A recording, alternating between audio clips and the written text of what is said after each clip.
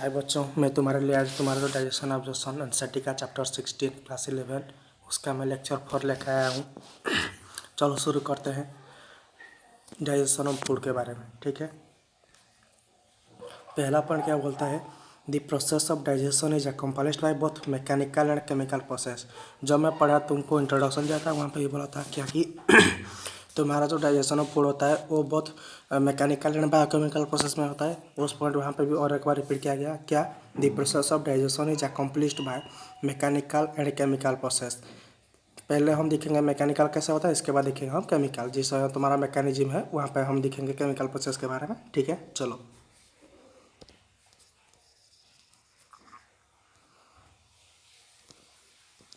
देखो यहाँ पे the vocal cavity performs two major function. पहला है तुम्हारा mastication of food and facilitation of swallowing. तुम्हारा जो वोकल कैविटी है वो तुम्हारा जो माउथ कैविटी है टू मेजर फंक्शन प्ले करता है। पहला है जो तुम्हारा तो मास्टिकेशन ऑफ फूड, इसके बाद जो है तुम्हारा फैसिलिटेशन ऑफ स्वॉलोइंग।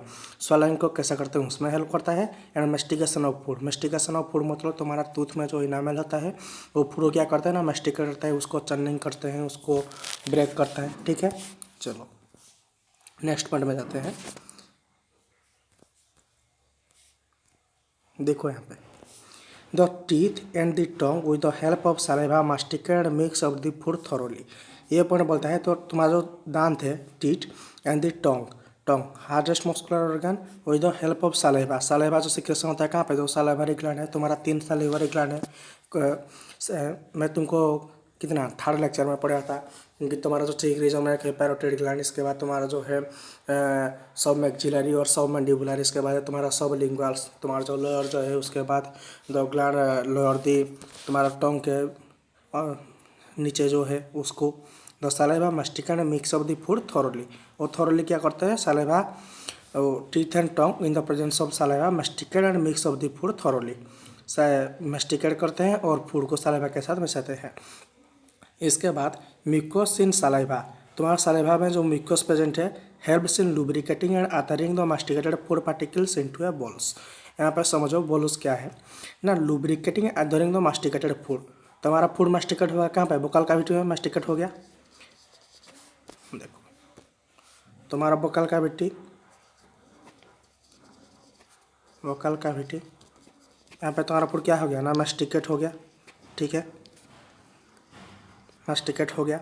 इसके बाद वहाँ पे तुम्हारा जो सलाइवा प्रेजेंट है, क्या प्रेजेंट है ना, तुम्हारा जो सलाइवा, थोड़ा इरेज कर लेता हूँ ना, तुम्हारा जो सलाइवा प्रेजेंट है, तुम्हारा सलाइवा हो गया। सलाइवा क्या करता है, वो जो फूड है the mucus in the saliva help in lubricating. Saliva में क्या प्रेजेंट है बच्चों ना, म्यूकस प्रेजेंट है।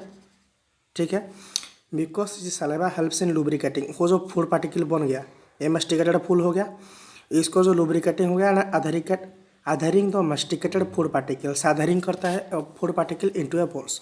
तुम्हारा जो फूड पार्टिकल हो गया उसको सपोज ये तुम्हारा कुछ फूड पार्टिकल हो गया, ये let consider this are food particle.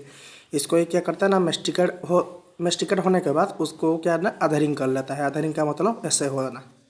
ठीक है, तुम देखे हो ना तुम्हारा 3D एनिमेशन वगैरह देता है यूट्यूब में शॉर्ट वगैरह, वहाँ पे ऐसे ऐसे चाहता है ना तुम्हारा इसोफेगस सपोज से है, वहाँ पे एक फूड पार्टिकल आ गया से।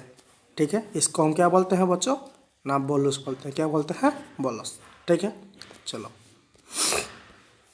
देखो यहाँ पे the bolus is then convert into pharynx. Bolus क्या होता है ना, convert into pharynx. Pharynx is the common passage of both food and air and then into the oesophagus by swallowing और डेगुल क्या बोलता है वो, डेग्लूटिशन। देखो बच्चों दी बोलस, जो बोलस फॉर्मेशन हो गया, बोलस फॉर्मेशन ये हो गया, they convert into pharynx. Pharynx क्या हो जाता है, जो कि तुम्हारा common passage of food and air होता है। ठीक है, ये तो मैं पहला लेक्चर में बता चुका हूँ। Into pharynx and then in the oesophagus. Oesophagus ये है तुम्हारा ओइसोफेगस है, यहाँ पे वो बोलस पहुँच जाता है आके। ठीक है, यहाँ पे तुम्हारा बोलस आ गया, बोलस ओइसोफेगस बाय swallowing और डेग्लूटिशन। डेग्लूटिशन का मतलब है तुम्हारा swallowing। ठीक है, चलो the bolus further passes down through the oesophagus by successive waves. यहाँ पे याद रखना बच्चों, successive wave of muscular contraction called the peristalsis. The bolus तुम्हारा जो सपोज ये तुम्हारा ओइसोफेगस हो गया, let consider this is your oesophagus. ठीक है, आगे जाके जैसे स्टमक में कन्वर्ट हुआ है, तुम्हारा यहाँ पे बोलस फॉर्मेशन हुआ। ठीक है, bolus further pass down and the oesophagus by successive. यहाँ पे तुम्हारा जो ओइसोफागस है ना, ये तुम्हारा जो एलिमेंट्री कैनाल है वो मस्कुलर कॉन्ट्रैक्शन होता है वहाँ पे, मस्कुलर कॉन्ट्रैक्शन, ठीक है, मस्कुलर कॉन्ट्रैक्शन, जिसको हम क्या बोलते हैं बच्चों, पेरिस्टाल्सिस, ठीक है, इसको हम क्या बोलते हैं, पेरिस्टाल्सिस बोलते हैं, ठीक है। चलो इसके बाद the gastro-oesophageal sphincter controls the passage of food into the stomach. इसको तो मैं वो पहला क्लास में बता चुका हूँ, क्योंकि देखो तुम्हारा जो इसोफेगस आ गया, ठीक है, वहाँ पे वो जैसे स्टमक में कन्वर्ट हो जाता है। सपोज तुम्हारा बोलूस ऐसे आया, यहाँ पर तुम्हारा क्या प्रेजेंट है ना, गैस्ट्रोइसोफेगल स्फिंक्टर, जो कि उसको अंदर आने में, इसको अंदर आने में मदद करता है। ये this is your gastro-oesophageal sphincter, ठीक है। चलो आगे बढ़ते हैं। The gastroesophageal sphincter control the passage of food into the stomach. The saliva secreted in the oral cavity contains electrolyte। इसको आपको याद रख लेना है बच्चों, sodium, potassium, chlorine ion, bicarbonate ion, ठीक है। The saliva secreted into oral cavity, तुम्हारा जो ओरल कैविटी में जो सलाइवा सिक्रेशन करता है, 3 ग्लैंड से सिक्रेशन करता है, 3 पेयर्स ऑफ ग्लैंड्स। टोटल कितना ग्लैंड है बच्चों, 6 ग्लैंड हो गए। ये मैं पहला जो इसका पिछला क्लास में बता चुका हूँ, ठीक है। The saliva secreted in the oral cavity contains electrolyte जैसे कि Na+, K+, Cl-, H3- and enzymes, salivary amylase and lysozyme। वहाँ पे क्या क्या प्रेजेंट रहा है देखो, अच्छे से मैं नोट करके लिख देता हूँ, इसको समझो थोड़ा। देखो यहाँ पे तुम्हारा जो हो गया क्या ना, सालाइवा, ये हो गया saliva. Saliva is the mixture of oral cavity contents electrolytes, ये वाला जो इलेक्ट्रोलाइट्स हो गया, अपने शॉर्ट में लिख देता हूँ, इलेक्ट्रोलाइट्स प्लस एंजाइम्स, कुछ एंजाइम्स होते हैं। इसके साथ क्या होता है ना, सालिवरी अमाइलेज, ठीक है। इसके प्लस क्या होता है, लाइसोजाइम। इसको हम एक एक करके देखेंगे। इलेक्ट्रोलाइट तो सबको पता चल गया, क्या किया, Na+, K+, Cl- H3- सब है। एंजाइम्स के बारे में अभी हम नहीं पढ़ेंगे, एंजाइम्स के बारे में हम बाद में पढ़ेंगे। पहले देखे हैं सालिवरी अमाइलेज। मैं आपको पहला क्लास में बोल चुका हूँ क्या ना, तुम्हारा जो सालिवरी अमाइलेज अगर हम ह्यूमन के केस में लेंगे, ह्यूमन के केस में, तो वहाँ पर क्या मिलता है ना, अल्फा सालिवरी अमाइलेज, ठीक है। अल्फा सालिवरी अमाइलेज में पिछले क्लास में बता चुका हूँ, ठीक है। अल्फा सालिवरी अमाइलेज क्या है, अल्फा सालिवरी ये बायोमोलिकुलर का हिस्सा है बच्चों। अगर आपको याद नहीं रहता है तो चलेगा भी, लेकिन याद रख लो इसको, आगे में जाकर काम भी आएगा, ठीक है। चलो समझना, हम बायोमोलिकुलर में समझेंगे, मैं जो बायोमोलिकुलर आप लोगों को पढ़ूंगा वहाँ पे ये समझेंगे, ठीक है। चलो The saliva secreted in the oral cavity contains electrolytes, enzymes, salivary amylase and lysozyme। lysozyme बच्चों क्या होता है, lysozyme present in saliva acts as antibacterial agent। ये क्या होता है ना, एंटीबैक्टीरियल एजेंट होता है, जो कि इन्फेक्शन को प्रिवेंट करता है, ठीक है। The chemical process of digestion, the chemical process of digestion is initiated in the oral cavity by the hydrolytic action of the carbohydrate splitting enzyme। Hydrolytic action का मतलब होता है कार्बोहाइड्रेट को हाइड्रोलिसिस करना। कार्बोहाइड्रेट जो प्रेजेंट होता है तुम्हारा, सपोज ये हो गया कार्बोहाइड्रेट, इसको क्या करता है ना, हाइड्रोलिसिस कर देता है, हाइड्रोलिसिस, ठीक है। Of the carbohydrate splitting enzyme the salivary amylase. Carbohydrate splitting enzyme को हम क्या बोलते हैं बच्चों, सालिवरी अमाइलेज बोलते हैं, ठीक है। सालिवरी अमाइलेज क्या है समझ में आ गया। The chemical process of digestion is initiated in the oral cavity. तुम्हारा कहाँ पे स्टार्ट होता है, पहले ओरल कैविटी के स्टार्ट होता है पहले। सो यहाँ पे क्वेश्चन आता है, क्या आता है ना, the first step of digestion is carried out by which part of the alimentary canal. So पहला आता है तुम्हारा क्या ना, ओरल कैविटी आता है, ठीक है। By the hydrolytic action of carbohydrate splitting enzyme the salivary amylase. तो अगर तुम्हारा कुछ फूड हो गया, सपोज ये तुम्हारा फूड हो गया, यहाँ पे तुम्हारा क्या ऐड करना, कार्बोहाइड्रेट स्प्लिटिंग एंजाइम, जिसको हम क्या बोलते हैं बच्चों, सालिवरी अमाइलेज। ये ऐड किया, यहाँ पे कहाँ पे कन्वर्ट हो गया ना, कार्बोहाइड्रेट ब्रेक हो गया, ठीक है। कैसे ब्रेक होता है हम आगे जाके पढ़ेंगे, ठीक है। इस लेक्चर में पढ़ेंगे, लेकिन आगे जाके पढ़ेंगे, ठीक है। चलो अबाउट 30% ऑफ स्टार्च, यहाँ पे आ गया देखो, about 30% of starch is hydrolysed your by the enzyme optimum pH 6.8 into a disaccharide known as maltose. ये ई छूट गया है यहाँ पे, लिख दे रहा हूँ मैंने, ठीक है। देखो यहाँ पे अबाउट 30% ऑफ स्टार्च, तो मान सपोज कुछ फूड पार्टिकल हो गया, फूड पार्टिकुलर में जितने भी स्टार्च होते हैं वहाँ पे 30% starch approximately hydrolysis in the oral cavity में डाइजेस्ट हो जाता है by the enzyme, by this enzyme. कौन सा एंजाइम है बच्चों? Salivary amylase, salivary enzyme. Enzyme का मतलब आप सब क्लास में पढ़े ना, all the biocatalyst are known as enzyme, ठीक है, all the biocatalyst are known as enzyme, ठीक है। तो सैलिवरी अमाइलेज क्या करता है ना, 30% स्टार्च को हाइड्रोलिसिस कर देता है। कहाँ पे ना? तुम्हारा ओरल कैविटी में, ठीक है, बाय दिस एंजाइम, जिसका ऑप्टिमम पीएच कितना होता है? 6.8। यहाँ पे बच्चों सवाल उठता है ऑप्टिमम का मतलब क्या होता है। देखो मैं बता देता हूँ, ये बायोमोलिकुलर ऐसा है तुम्हारा। ऑप्टिमम का मतलब होता है क्या ना, दो सब ये ऑप्टिमम पीएच दिया है, मैं पीएच के बारे में बता दे रहा हूँ। The pH at which the, यहाँ पे एंजाइम दिया है तो मैं एंजाइम ले रहा हूँ। द एंजाइम कैन फंक्शन और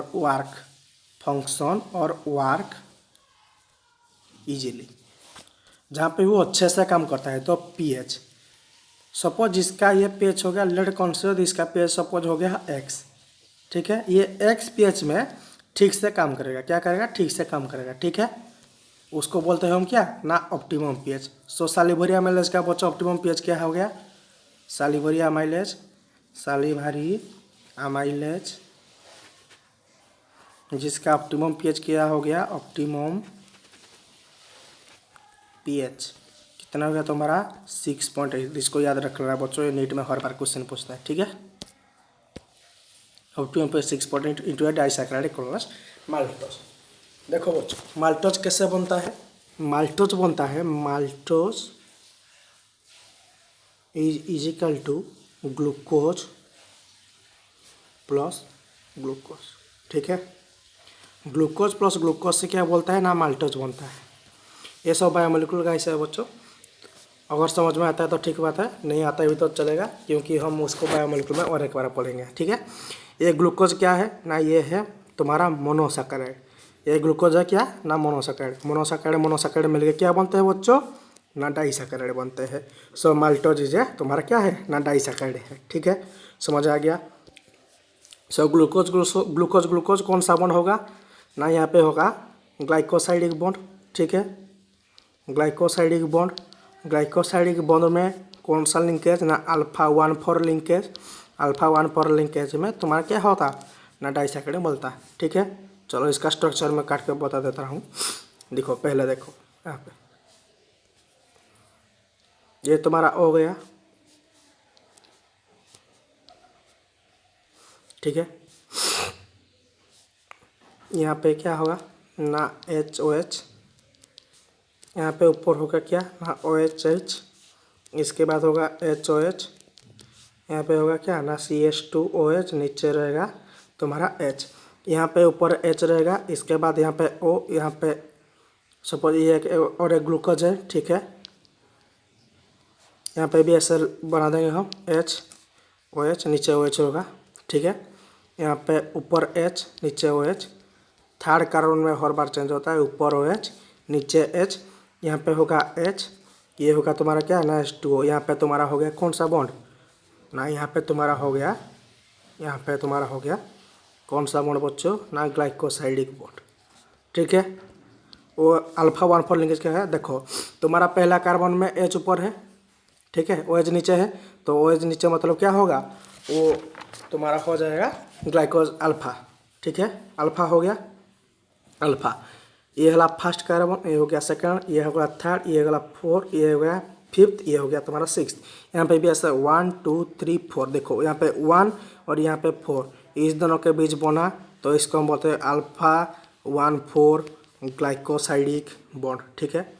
मैं लिख रहा हूँ अल्फा 1,4 ग्लाइकोसाइडिक बॉन्ड, ठीक है। समझ में आ गया अल्फा 1,4। अगर समझ में नहीं आ रहा है तो 24 का स्ट्रक्चर में उसको पता है, आप लोगों को समझ में नहीं आएगा, ये बायोमोलिकुलर का हिस्सा है, ठीक है। सिर्फ याद रख लो, क्योंकि तुम्हारा अगर इतना भी याद नहीं रहता है तो या सिर्फ याद रख लो, मोनोसैकेराइड प्लस मोनोसैकेराइड क्या देते हैं बच्चों, तुम्हारा डाइसैकेराइड देते हैं। डेड कंसीडर ग्लूकोज एक मोनोसेक्राइड है, प्लस और ग्लूकोज आके जोड़ गया तो हो गया क्या ना माल्टोज। ठीक है, क्या बन गए बोलचो माल्टोज बन गए। आ गया समझ में?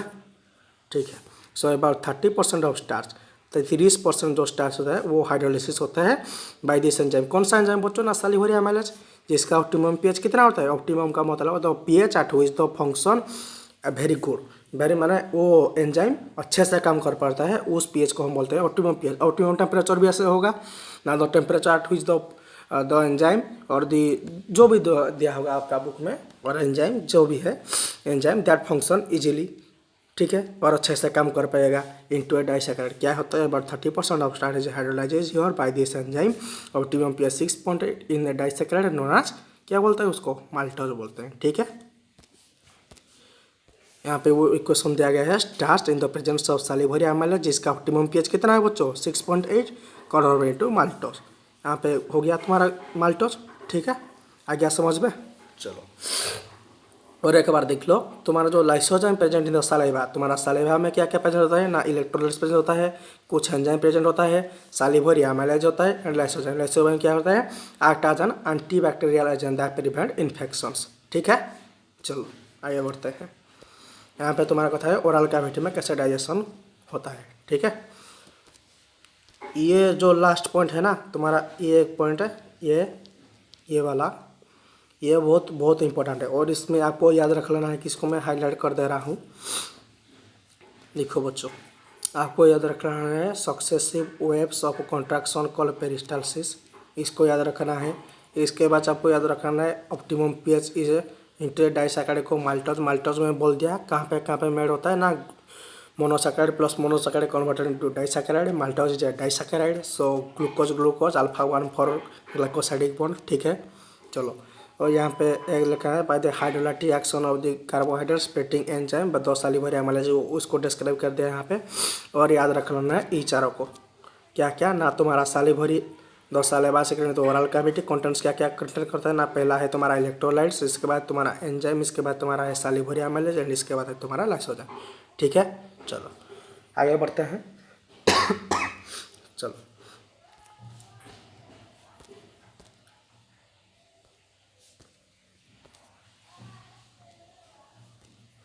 इसके बाद आता है देखो the mucosa of the stomach, sorry, तो mucosa of the stomach has gastric gland.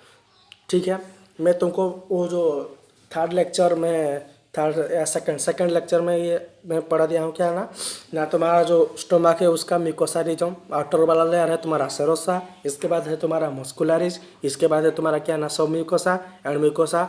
सब म्यूकोसा रीजन में तुम्हारा डुओडेनम में ग्लैंड प्रेजेंट होता है, लेकिन तुम्हारा स्टोमक में म्यूकोसा रीजन में कौन सा ग्लैंड ना गैस्ट्रिक ग्लैंड प्रेजेंट होता है। ठीक है, the gastric gland have 3 major types of cell. ठीक है, तुम्हारा गैस्ट्रिक ग्लैंड का कितना टाइप ऑफ सेल होता है बच्चों? 3 मेजर टाइप ऑफ सेल्स, उसका नाम हम देखेंगे। पहले है तुम्हारा mucus neck sales with secret mucus, पहला है तुम्हारा म्यूकोस नेक सेल हुई सीक्रेट म्यूकोस। ठीक है, इसके बाद है तुम्हारा पेप्टिक और चिप सेल हुई secrete the proenzyme pepsinogen. Proenzyme का मतलब क्या होता है बच्चों? अच्छे से समझो, मैं यहाँ पे लिख दे रहा हूँ, देखो, सॉरी हाईलाइट हो गया क्या?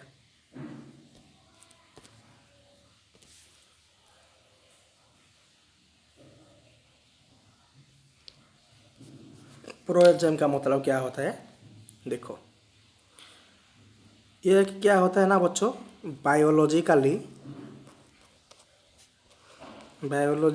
Inactive enzyme, biologically inactive substance which is metabolised into an enzyme.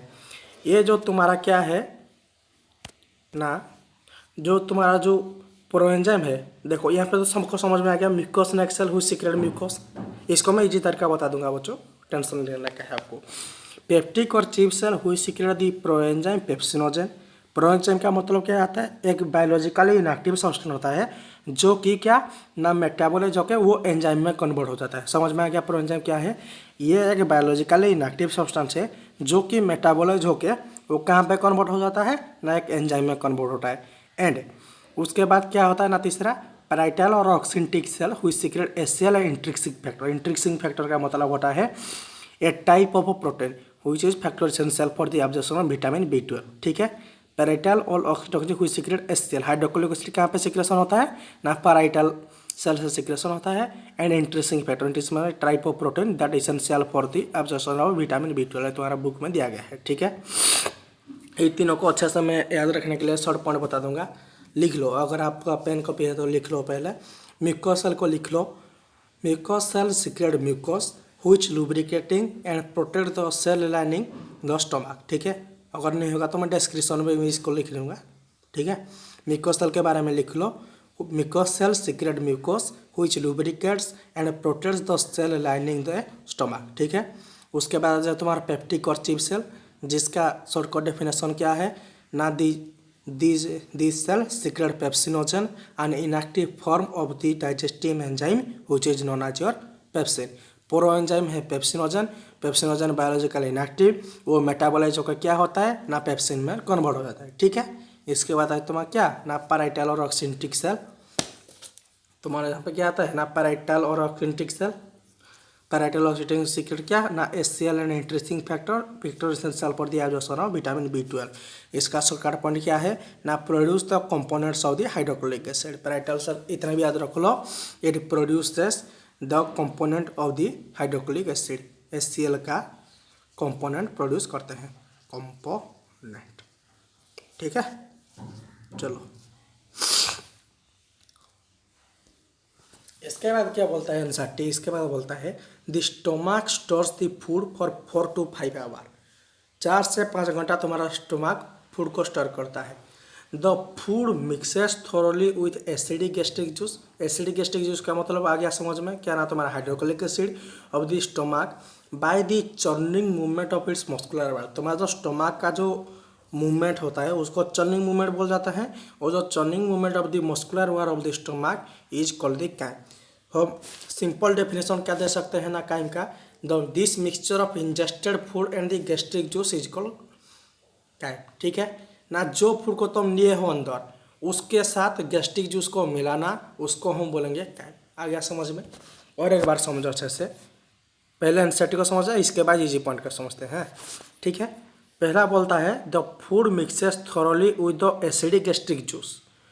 The food, जो फूड तुम ले हो, इंजेस्ट किए हो, उसको हम बोलते हैं कि ना इंजेक्शन। ये आपको सब 7 क्लास में पढ़े हैं आप लोग सब ना। The process of mixes thoroughly with acidic gastric juice of the stomach by the churning movement of muscular. कैसे ना, तुम्हारा स्टोमक का जो मस्कुलर वॉल का चर्निंग मूवमेंट होता है उसके लिए, उसके वजह क्या होता है ना, तुम्हारा जो इंजेस्टेड फूड लिए हो, आप जो फूड इंटेक किए हो, उसके साथ वो गैस्ट्रिक जूस से मिलता है, जिसको हम क्या बोलते हैं बच्चों ना, उसको हम बोलते हैं काइम। ठीक है, आ गया समझ में काइम क्या है? अगर काइम का सिंपल डेफिनेशन चाहिए तो लिख लो, the mixture of ingested food and gastric juice is called chyme. ठीक है, तुम्हें जो फूड टेकन किए हो वो उसके साथ जो स्टोमक का गैस्ट्रिक जूस के साथ मिलाना, उसको हम क्या बोलते हैं बच्चों ना, उसको बोलते हैं हम काइम। आ गया समझ में? ठीक है, गैस्ट्रिक जूस क्या है? ये तो सब डाइजेस्टिव फ्लूइड है जो कहाँ पे ना, स्टोमक से सिक्रेशन होता है, ये तो सबको पता है। ठीक है, चलो, the pro enzyme pepsinogen on exposed to hydrochloric acid get converted into active enzyme pepsinogen, the proteolytic enzyme of the stomach. देखो यहाँ पे तुम्हारा प्रो एंजाइम क्यों मैं बोल रहे हैं, a biologically inactive enzyme which metabolise into an enzyme. So the pro enzyme pepsinogen, pepsinogen एक प्रो एंजाइम है जो कि हाइड्रोक्लोरिक एसिड का प्रेजेंस में आके क्या बन जाता है, converted into an active enzyme pepsin, the proteolytic enzyme of the stomach. आ गया समझ में? इसके बाद pepsin convert proteins into proteoses और पेप्टोन, जिसको हम बोलते हैं पेप्टाइड्स। अगेन पेप्सिन कन्वर्ट्स, तुम्हारा जो प्रोटीन तुम्हारा और तुम्हारा फूड में अगर प्रोटीन का हिस्सा है तो पेप्सिन क्या होता है ना, pepsin convert proteins into proteoses and peptones known as peptides. ठीक है, और एक बार पढ़ के मैं समझ लेता हूँ ठीक से अच्छे से।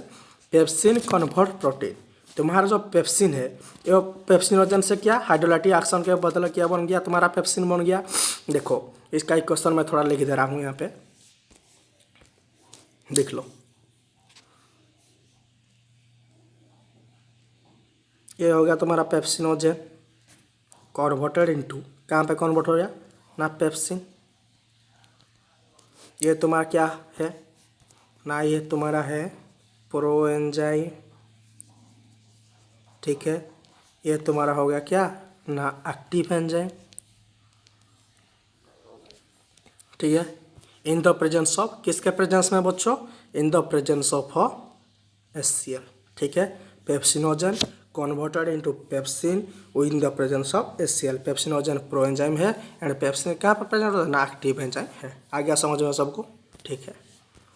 चलो, the mucus of bicarbonate, the mucus and bicarbonate present in the gastric juice plays an important role in lubrication and protection of the mucosal epithelium from exocorization by the highly concentrated hydrochloric acid। ये point बोलता है तुम्हारा जो stomach के lining में जो mucus and bicarbonate present होता है इन द गैस्ट्रिक जूस, तुम्हारा गैस्ट्रिक जूस में जो म्यूकस एंड बाइकार्बोनेट प्रेजेंट होता है इंपॉर्टेंट रोल इन क्या पे ना किस में प्ले करते हैं। पहला है तुम्हारा जो lubrication and protection of the mucosal epithelium. Mucosal epithelium तुम्हारा स्टोमक का जो इनर लाइनिंग है उसका जो म्यूकोसा लेयर है उसका एपिथेलियम को प्रोटेक्ट करना फ्रॉम द एक्जोकरेशन। मतलब वो देखो तुम्हारा हाइड्रोक्लोरिक एसिड है, वेरी हैवी एसिडिक है, हाँ कि नहीं, हैवी एसिड है। उसका पीएच अप्रोक्सीमेटली क्या होता है, पीएच इज अप्रोक्सीमेटली 1.8 और कुछ कुछ बुक में दिया है तुम्हारा अप्रोक्सीमेटली कितना 2, ठीक है। सो इतना हाईली एसिडिक तुम्हारा हाइड्रोक्लोरिक एसिड है वो स्टोमक प्रेजेंट होता है। ये क्या कर सकता है ना तुम्हारा जो स्टोमक का म्यूकोजल एपिथेलियम उसको डिस्ट्रॉय कर सकता है, इसलिए उसको तुम्हारा जो गैस्ट्रिक जूस में क्या क्या ना म्यूकस एंड बाइकार्बोनेट प्रेजेंट होता है वो क्या करता है ना लुब्रिकेशन करके फूड को और म्यूकोजल एपिथेलियम को वो लुब्रिकेट करते हैं और protection of the mucosal epithelium, ठीक है। ये सब का मन में सब होता है, क्या उठता है ना why don't the HCl and pepsin eat through the lining of the stomach, ठीक है, क्यों नहीं होता है। फॉर वन थिंग, इसको याद रखना है सबको, mucus secreted by the cells in the gastric glands. तो म्यूकस सिक्रेटेड बाय सेल्स कहाँ से ना, म्यूकस कहाँ से सिक्रेटेड, गोबलेट सेल्स से। Mucus secreted by the cells in the gastric glands protects against the self digestion. कहाँ पे ना सेल्फ डाइजेशन में मदद करते हैं, ठीक है। आ गया समझ में, नहीं तो वो लोग ना क्या ना म्यूकोजल सेल को भी खा जाएंगे तो तुम्हारा स्टोमक भी डिस्टर्ब हो जाएगा ना, ऐसा नहीं हो सकता है। इसलिए तुम्हारा क्या क्या प्रेजेंट है ना म्यूकस एंड बाइकार्बोनेट, तुम्हारा एनसीईआरटी लिखा गया है बाइकार्बोनेट है, सो इसको भी याद रख लेना हम। और एक बार मैं पढ़ देता हूँ ये पॉइंट को, the mucus and bicarbonate present in gastric juice plays an important role in lubrication और protection of the mucosal epithelium from the excoriation of the highly concentrated hydrochloric acid, ठीक है। चलो आगे बढ़ते हैं। HCl provide the acidic pH 1.8 which is optimal for pepsin. देखो यहाँ पे आ गया फिर ऑप्टिमम pH, याद रख लो सालिवरी अमाइलेज जो एंजाइम है उसके लिए ऑप्टिमम pH कितना है बच्चों 6.8, लेकिन तुम्हारा जो पेप्सिन है उसके लिए ऑप्टिमम pH कितना है 1.8। क्या ना इस pH में ये पेप्सिन जो है वो अच्छे से काम कर पाएगा, ठीक है। मतलब तुम्हारा जो पेप्सिनोजन कहाँ पे कन्वर्ट होता है ना पेप्सिन में, ये हो गया तुम्हारा प्रो एंजाइम, ये हो गया तुम्हारा एक्टिव एंजाइम, क्या इसके प्रेजेंट में ना HCl के प्रेजेंट में। कितना pH होता है उसका ऑप्टिमम pH ना 1.8, ठीक है, ऑप्टिमम फॉर पेप्सिन। इसके बाद आता है तुम्हारा रेनिन के बारे में, इसको स्पेलिंग ठीक से देखना है बच्चों, ये दोनों स्पेलिंग वेरी वेरी इंपॉर्टेंट है, RENNIN और एक है RENIN। ये है तुम्हारा किसका हिस्सा ना, ये है तुम्हारा डाइजेशन का हिस्सा, नीट हर बार यहाँ पे कंफ्यूज करता है। और ये रेनिन जो है तुम्हारा ये है एक्सक्रिएशन का हिस्सा, ठीक है। चलो, तो rennin is a proteolytic enzyme. Proteolytic enzyme का मतलब होता है तो enzyme are helps to degrade and modify protein, ठीक है। तुम्हारा जो प्रोटीन है उसको डिग्रेड करते हैं, उसको मॉडिफाई करते हैं, उसको कहते हैं प्रोटियोलाइटिक एंजाइम। जो मैं यहाँ पे बोल दिया proteolytic enzyme of the stomach, मतलब ये पेप्सिन को बोल रहा है कि प्रोटियोलाइटिक एंजाइम है। यहाँ पे rennin is also a proteolytic enzyme, ठीक है। Found in the gastric juice of infants which help in the digestion of a milk protein. Milk में जो प्रोटीन होता है उसको डाइजेस्ट करता है कौन ना rennin. Small amount of lipases are also secreted by the gastric glands. Lipases भी थोड़ा बहुत सिक्रेशन होता है, कहाँ से ना तुम्हारा गैस्ट्रिक ग्लैंड से। और एक बार मैं इस स्लाइड को समझ देता हूँ, अच्छे से समझ देता हूँ बच्चों, टेंशन नहीं लगा आपको। पहला अपन क्या बोलता है ना, the mucosa of the stomach has gastric glands. देखो the mucosa of the stomach has gastric gland, ये तो सबका पता है। ज़्यादा स्टोमक का तुम्हारा जो म्यूकोसा लेयर है वहाँ पे क्या प्रेजेंट है ना गैस्ट्रिक ग्लैंड प्रेजेंट है। जो gastric gland have 3 major types of cells, namely क्या क्या सेल प्रेजेंट है वहाँ पे वहाँ पर क्या क्या प्रेजेंट है, तुम्हारा म्यूकोस नेक सेल प्रेजेंट है, हुई सीक्रेट म्यूकोस। इसके बाद तुम्हारा पेप्टिक और सिव सेल, हुई सीक्रेट दी प्रोएंजाइम को known as pepsinogen. And parietal और oxyntic, who secretes cell and intrinsic factor which is helpful for absorption of vitamin B12। आ गया समझ में। इसको मैं अच्छे से तुम्हारा डिस्क्रिप्शन बॉक्स में उसका नोट लिख दूंगा, तुम्हारा जो म्यूकोस सेल क्या सीक्रेशन करता है, और तुम्हारा चीव सेल और तुम्हारा पैराइटल सेल, इसका मैं नोट ले लूँगा। उसके बाद तुम्हारा जो है प्रोएंजाइम, प्रोटियोलाइटिक एंजाइम, ठीक है, उसका और इंट्रिंसिक फैक्टर क्या है मैं लिख दूंगा तुम्हारा डिस्क्रिप्शन बॉक्स में, उससे नोट लिख लेना। यहाँ पर मैं सिर्फ समझ दे रहा हूँ, ठीक है। चलो फिर क्या बोलता है एनसीईआरटी, देखो इसका बोलता है तो तुम्हारा जो स्टोमक है वो store the food for 4 to 5 hour. तुम्हारा 4 से 5 घंटा कहाँ पे तुम्हारा स्टोमक में फूड स्टोर होता है। The food mixes thoroughly with the acidic gastric juice of the churning movement of its muscular and is called the chyme. तुम्हें जो फूड इंजेस्ट किया हो और जो फूड तुम इंटेक किया हो उसके साथ एसिडिक गैस्ट्रिक जूस के साथ मिलता है, क्योंकि तुम्हारा जो म्यूकोजल वाल है, स्टोमक का जो म्यूकोजल है उसका जो चर्निंग मूवमेंट होता है, इसके वजह हो तुम्हारा जो फूड है वो क्या पे ना तुम्हारा गैस्ट्रिक जूस के साथ मिलके क्या बोलते हैं ना, उसको हम बोलते हैं काइम। सो काइम का मैं सिंपल डिफिनेशन बता दूंगा, क्या ना, the mixture of ingested food and gastric juice is called the chyme. आ गया समझ में। चलो नेक्स्ट पॉइंट बोलता है the proenzyme pepsinogen on expose to hydrochloric acid. जो पेप्सिनोजेन किसके प्रेजेंस में आता है ना, हाइड्रोक्लोरिक एसिड में प्रेजेंस से आता है, gets converted into enzyme, active enzyme pepsin, proteolytic enzyme of the stomach. वो भी बोलता है कि पेप्सिन एक तुम्हारा प्रोटियोलाइटिक एंजाइम है। प्रोटियोलाइटिक एंजाइम क्या है ना, the enzyme are help also degrade and modify the protein, ठीक है। Pepsin converts protein into proteoses and peptones which is known as peptide. Pepsin converts protein into proteoses and peptones. Proteoses and peptones है तुम्हारा में जो enzyme, ये enzyme है क्या करता है ना, protein into proteoses and peptones में कन्वर्ट कर देता है, ठीक है। सो पेप्सिन क्या हो गया ना, प्रोटियोलाइटिक एंजाइम होगा, क्योंकि ये मॉडिफाई और डिग्रेड करता है कहाँ पे ना, प्रोटीन को प्रोटियोजेस में और पेप्टोन्स में। पेप्टोन्स का नाम क्या है ना, पेप्टाइड्स, ठीक है। The mucus and bicarbonate present in the gastric juice. तुम्हारा गैस्ट्रिक जूस में जो म्यूकस एंड बाइकार्बोनेट प्रेजेंट होता है plays an important role in lubrication and protection of the mucosal epithelium from the excoriation by the highly concentrated hydrochloric acid.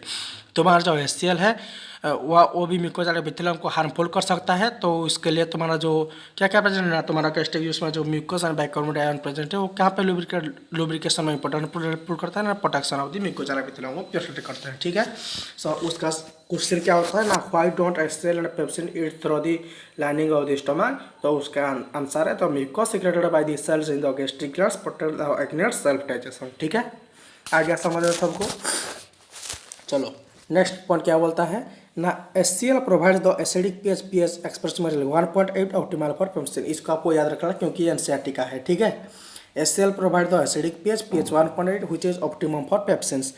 इस pH में तुम्हारा ये pH 1.8 में ऑप्टिमम pH ऑफ पेप्सिन कितना होता है ना, pH 1.8। इस pH में तुम्हारा पेप्सिन अच्छे से काम करता है। पेप्सिन क्या है ना, प्रोटियोलाइटिक एंजाइम है which converts the protein into proteoses and peptones, ठीक है। इसके बाद तुम्हारा जो आ गया क्या ना, rennin. Rennin is a proteolyte enzyme found in gastric juice और infant which help in the digestion of a milk protein. तुम्हारा मिल्क में जो प्रोटीन होता है वो कहाँ पे ना, rennin. Rennin is also proteolytic enzyme found in the gastric juice. कहाँ पर मिलता है ना, गैस्ट्रिक जूस में मिलता है, which helps in digestion of a milk protein, ठीक है। चलो और कुछ स्मॉल अमाउंट्स ऑफ तुम्हारा और एक पॉइंट क्या बोलता है ना, small amounts of lipases are also secreted by the gastric gland. Gastric gland में स्मॉल अमाउंट लाइपेजेस तो सबको पता है क्या ना, क्लास 10 में आप लोग पढ़ के आए हैं, जो क्या तुम्हारा फैट को कन्वर्ट करता है। Small amount of lipases are also secreted by the gastric gland, ठीक है। चलो आज का वीडियो मैं यहाँ पे ऐड करता हूँ। Thank you, have a good day. हाँ।